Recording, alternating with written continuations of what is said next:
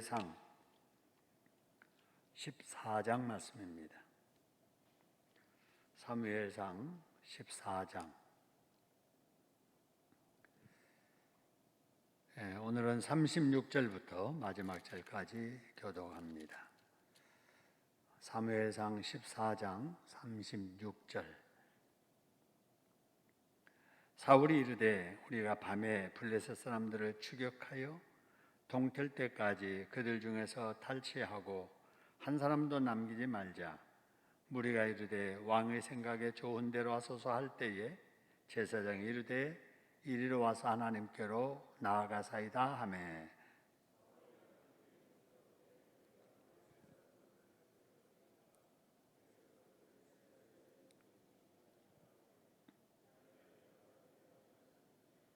사울이 이르되 너희 군대의 지휘관들아 다 이리로 오라. 오늘 이 죄가 누구에게 있나 알아보자.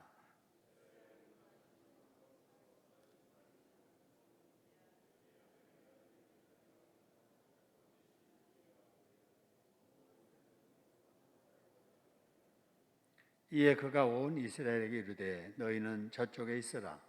나와 내 아들 요나단은 이쪽에 있으리라. 백성이 사울에게 말하되 왕의 생각에 좋은 대로 하소서 하니라.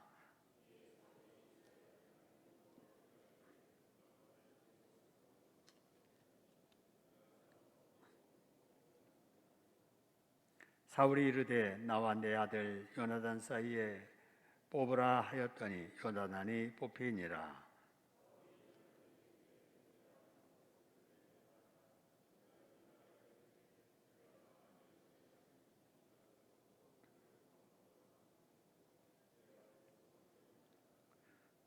사울이 이르되 요나단아 네가 반드시 죽으리라. 그렇지 않으면 하나님이 내게 벌을 내리시고 또 내리시기를 원하노라 하니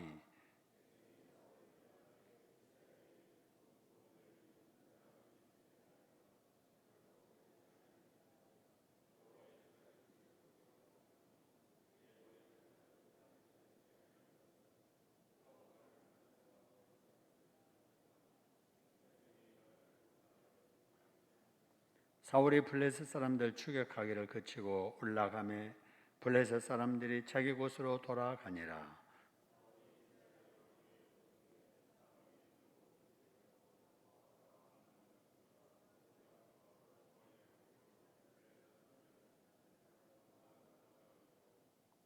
용감하게 아말렉 사람들을 치고 이스라엘을 그 약탈하는 자들의 손에서 건졌더라.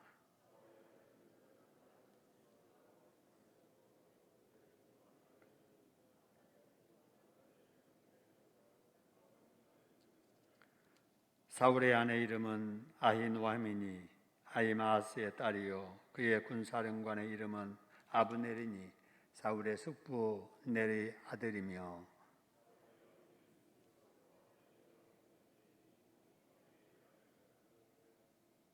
사울이 사는 날 동안에 블레셋 사람과 큰 싸움이 있었으므로 사울이 힘센 사람이나 용감한 사람을 보면 그를 불러 모았더라.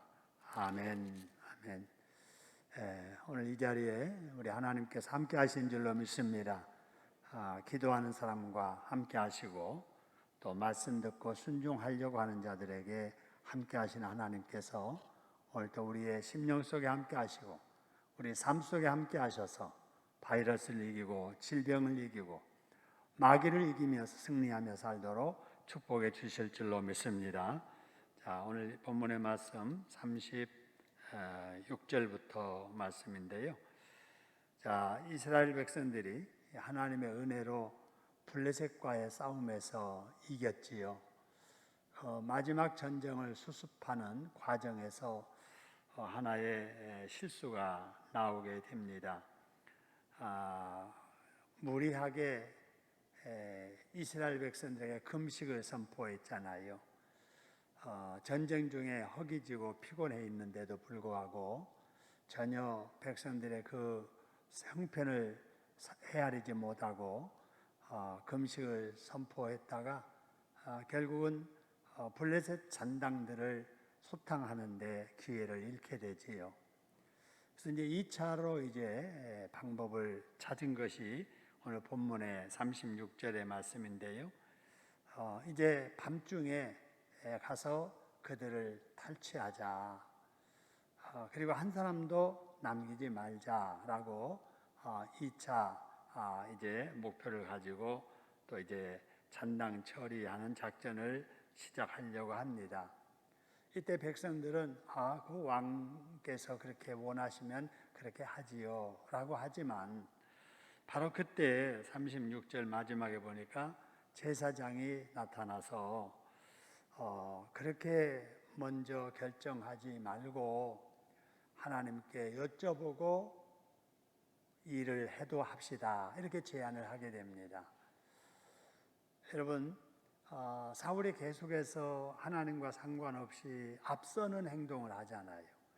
하나님께 묻지 않고 자기가 결정해버리고 주변 사람들이 아니 그렇게 원하시면 그렇게 하지요 라고는 분위기가 이렇게 계속 돌면서 실수를 반복하는데 이때 제사장이 딱 나서서 왕이여 이제는 그러시면 안 됩니다. 결정하기 전에 하나님께 물어보고 결정하세요. 행동하기 전에 하나님께 물어보고 행동을 하셔야 실수가 없습니다. 이렇게 제안을 하게 됩니다. 이때 사울이 들어보니까 그런 것 같아요. 그래서 그 권면을 받아들이지요. 그래서 37절의 말씀 보니까 사울이 보세요. 37절 사울이 하나님께 뭐하되 그래서요? 묻자오되 묻습니다. 여러분 우리는 늘 하나님께 물으며 살아야 될 줄로 믿습니다. 이 아침에 우리가 나온 것도 하나님의 말씀을 듣고자 나왔지만 은혜를 받고자 나왔지만 그보다 더 중요한 것은 들은 말씀 붙잡고 하나님께 물으러 나온 줄로 믿습니다. 자꾸 물어야 돼요. 하나님 어떻게 해야 되지요? 이걸 해야 될까요? 하지 말아야 될까요? 어떻게 하는 것이 하나님의 뜻일까요? 여러분 이렇게 자꾸 하나님께 물어야 되는 거지요. 그러면 하나님께 물으면 하나님이 대답을 하시지요. 이게 이제 소통하는 거지요. 묻고 대답 듣고 들은 대로 살고 또 문제 있으면 물어보고 또 대답 듣고 우리가 행동하고 이게 이제 하나님을 믿는 신앙 생활이죠. 이게. 근데 하나님을 믿는다고 하면서도 묻지도 않고 자기가 다 결정해버리고 행동하면 이거는 믿는 자의 자세가 아니지요. 그래서 이제 묻기는 물었는데 보세요. 37절 마지막에 그날에 하나님이 뭘 하지 아니하셨다 그래서요? 대답하지 아니하신 거예요. 여러분 우리도 그러잖아요. 기도를 하는데 하나님께서 대답을 하실 때도 있지만 안 하실 때도 있잖아요. 자, 그러면 두 가지예요. 물었는데도 하나님께서 대답을 안 해주신다. 그거는 때가 안 됐을 때 그러지요. 때가 안 됐을 때 아무리 기도를 해도 때가 안 되면 하나님께서 응답을 안 해주시는 거지요. 그래서 내가 기도해도 응답이 없다 이럴 때는 뭐가 아직 안 됐다 생각해야 돼요. 때가 안 됐구나 이렇게 생각하고 때가 될 때까지 기도 계속 해야 되겠지만 또 한 가지 이유가 있습니다. 죄가 있을 때는 응답을 안 해주세요. 그죠? 죄가 있을 때는 대답을 안 해주신단 말이죠. 사울이 그걸 깨달았어요. 내가 하나님께 물어보는데도 하나님이 대답을 안 하시는 거 보니까 여기 말씀 보니까 38절에 사울이 군대의 지휘관들을 다 오라 하고 그 다음에 오늘 이 뭐가 누구에게 있나 알아보자 그래서요. 죄가 죄. 그죠? 죄 때문에 그랬구나 깨달은 거예요. 그래서 내가 물어도 대답을 안 하는 거 보니까 죄 때문에 그런 것 같은데 누구 죄가 있는가 알아보자라고 이렇게 이제 그 죄를 찾는 작업을 합니다. 그러면서 이제 말하기를 누가 죄를 지었든지 죄 지은 사람은 반드시 죽어야 될 것이다. 내 아들이라도 죄를 지었으면 죽어야 될 것이다. 라고 이렇게 이 얘기를 하지요. 그래서 이제 그 죄인을 찾아내는 이제 작업을 하는데 누가 이제 뽑히게 되냐면은 사울과 아들이 딱 뽑히게 돼요. 자기하고 아들이 딱 뽑히게 돼요. 그러면 내가 그랬나 아들이 그랬나? 그래서 이제 나중에 뽑으니까 아들이 딱 걸린 거예요. 여러분, 이걸 통해서 우리가 깨달을 수 있는 것은 죄는 반드시 드러나게 되어 있다라 하는 거예요. 일시적으로 죄는 감출 수 있지만 결국은 드러난다. 여러분, 요나 우리가 알잖아요. 요나. 그 뱃속에 있는 요나. 여러분, 하나님의 말씀을 거역하고 지금 도망가는지 누가 알겠어요? 근데 그 한 사람 요나 때문에 배가 그냥 막 흔들리고 파도가 치고 물건 그냥 귀한 거 가지고 가서 팔아야 되는데 결국은 다 이제 파산할 위기가 오니까 던져야 되고 이런 상황이 되고 사람이 죽을 지경에 이르게 되잖아요. 이때 선장이 이 배 안에 틀림없이 신을 노엽게 한 자가 있다. 찾아내자 해서 제비 뽑기 하잖아요. 근데 요나가 뽑히잖아요. 결국은 들통나잖아요. 여러분, 이 세상에 내 죄도 마찬가지지요. 내가 지은 죄도 지금은 누구는 모르고 다른 사람은 모를지라도 누구는 아신다고요? 하나님은 아신다. 죄에는 반드시 수치가 따라오게 되고 벌이 따라오게 되어 있지요. 그래서 그것을 예견하는 것이 지혜잖아요. 사람들에게는 지혜가 있잖아요. 아, 이렇게 지금 되면 이렇게 되겠다라고 하는, 이걸 아는 게 지혜고, 그걸 안다면은 여러분이 그런 죄를 짓지 말아야 될 것이며 죄를 지었다면은 회개해야 될 줄로 믿습니다. 이게 이제 신앙생활의 지혜지요. 여러분, 이제 그래서 이제 백성들 앞에 이 요나단이 죽어야 되겠다 말을 하니까 45절에 보니까 백성이 사울에게 말하되 이스라엘에 이 큰 구원을 이룬 요나단을 어찌 죽일 수 있겠습니까? 그러면은 안 됩니다 라고 이렇게 제안을 하게 됩니다. 자, 그러면서 45절 마지막에 그가 오늘 하나님과 동역했습니다. 백성이 요나단을 구원하여 죽지 않게 하니라 해서 이제 요나단이 죄인으로 들통이 났지만 그 죄가 대단한 죄가 아니었지요. 사울이 내렸던 명령 중에 내가 블레셋 잔당을 진멸하기까지 그날 입에 음식되는 사람은 다 죽으리라 라고 해서 백성들이 허기진 배를 가지고도 먹을 거 있는데도 먹지 못하고 있었을 때 요나단은 그걸 듣지 못하고 꿀을 보자마자 탁 먹었던 거지요. 그랬더니 눈이 번쩍 띄었더라. 기력이 생겼더라. 나중에 이제 백성들이 아니 그거 먹으면 안 되는데 왕께서 금식을 지키지 않는 자 죽인다고 하셨는데 이러자 아이고 내 아버지가 잘못 판단하셨구나. 내가 이렇게 꿀을 조금만 입에 대도 눈이 번쩍 뜨이거늘 백성들에게 이 배고픈 때에 들에 있는 거라도 마음껏 먹으라 했더라면 힘을 얻어서 블레셋 잔당을 다 진멸했을 텐데 아버지가 실수했구나 이렇게 인정을 했었잖아요. 그 죄예요. 여러분, 어쨌든 판단은 왕이 잘못했지만 명령한 것을 어긴 것은 죄는 죄지 않아요. 하나님은 그 죄까지도 사울이 기도할 때에 대답하지 아니함으로 죄를 지적하셨던 하나님이십니다. 우리는 이 말씀을 우리가 들으면서 이 땅을 살면서 내 생각만 앞서지 말고 내가 앞서서 행동하지 말고 언제나 하나님께 물어보고 말씀 듣고 순종해야 되겠다 하는 거지요. 그게 여호와를 나의 목자라고 고백하는 자의 자세지요.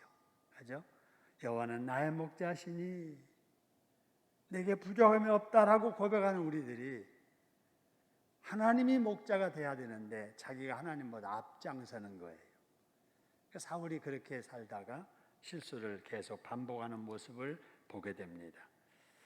우리도 이 아침에 하나님께 물어보고 하나님의 응답받아 우리가 순종하며 살아야 되겠고 혹이라도 죄 때문에 하나님과 소통이 지금 안 되고 있다면 회개하고 용서받고 소통하여 하나님의 말씀대로 동력하고 순종하는 저와 여러분 될 수 있기를 주님의 이름으로 축원합니다. 오늘 이 말씀을 붙잡고 우리 기도해야 될 기도의 제목 몇 가지 같이 나누지요. 여러분, 맹세할 때 함부로 맹세하지 않게 하소서. 사울이 맹세했잖아요. 맹세했다면 어쨌든 반드시 지키게 하소서. 우리 약속 많이 합니다. 하나님, 올해는 이렇게 할게요. 하나님, 고쳐주시면 이렇게 할게요. 또 이거 이루게 해주시고 성사시켜 주시면 이렇게 할게요. 여러분, 우리가 하나님 앞에 약속 많이 합니다. 그리고는 우리는 잊어버리지요. 그러나 약속한 사람은 잊어버릴지 몰라도 약속을 받은 입장에서는 기억하고 있는 거지요. 그래서 우리가 함부로 약속하지 말고 하나님 앞에 약속했던 거 반드시 지키도록 해야 할 것이며, 우리가 세상 살아가면서 죄는 멀리 하고 혹이라도 습관적으로 잘못해서 지은 죄가 있다면 빨리 회개하고 오늘도 주님의 은혜 안에 거하게 해달라고 기도했으면 좋겠습니다. 지금 코로나 상황이지요. 날로 위중해지고 있습니다. 점점 나아져야 되는데 점점 어려워지고 있습니다. 우리 코로나로 어려움을 당한 자들 하나님께서 치료해달라고, 또 우리 약함 때문에 치료 중에 있는 분들, 또 치료를 앞두고 있는 분들, 약을 투약하고 있는 분들, 이 시간도 병원에 안 갔지만은 불편함을 안고 이 자리에 오신 여러분 모두 하나님의 만병의 의사 되시니 치료하여 고쳐 낫게 해달라고 기도하셔서 응답받는 여러분 될 수 있기를 소원합니다. 기도 제목은 계속 띄워놓겠습니다. 여러분 개인 기도하시고 마무리 이 제목을 놓고 기도해 주시면 고맙겠습니다. 우리 전지원 집사님, 늘 성경 말씀 가까이 하면서 세상에서는 눈을 멀리하고 주님만 바라볼 수 있게 해주심에 감사합니다.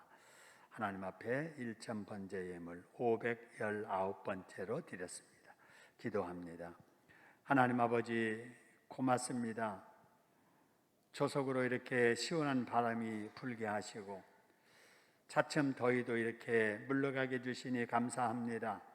코로나 와중에서도 하나님께서 햇빛을 주시고 비를 주시고 공기를 주시어서 이렇게 생명 있는 자 생명을 유지하며 살게 하시며, 또 우리 먹을 것 과일들 곡식들 있게 하셔서 또 풍성한 열매가 있는 가을을 준비하게 하시니 감사합니다.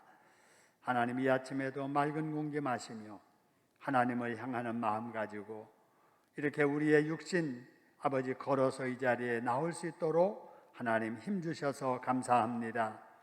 이렇게 하나님을 기억하고 하나님의 교회를 찾아서 말씀 듣고 기도하고 예배드리는 것이, 기도하는 것이 얼마나 큰 복인가를 깨닫고 감사하며 살게 하여 주시옵소서. 이 복을 세상 끝날까지 잃지 않게 하시고 아버지 뜨거운 심령의 은혜, 육신의 건강, 생활의 형통함으로 우리 하나님을 늘 기쁘게 해드리며 살아가는 저희들 되도록 역사하여 주시옵소서. 오늘도 말씀을 통해서 지혜 주셔서 감사합니다.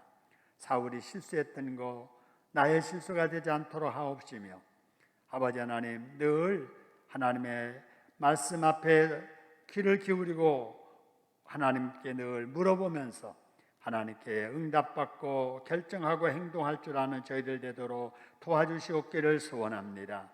작은 죄라도 결국은 드러난다는 사실을 기억하고 죄는 반드시 벌이 따른다는 것을 기억하고 죄의 싹은 사망이라는 것을 기억하고 죄 무서운 줄 알게 하시고 죄 짓지 않게 하옵시며, 혹이라도 지은 죄 있다면 속히 회개할 줄 아는 저희들 되도록 인도하여 주시옵소서.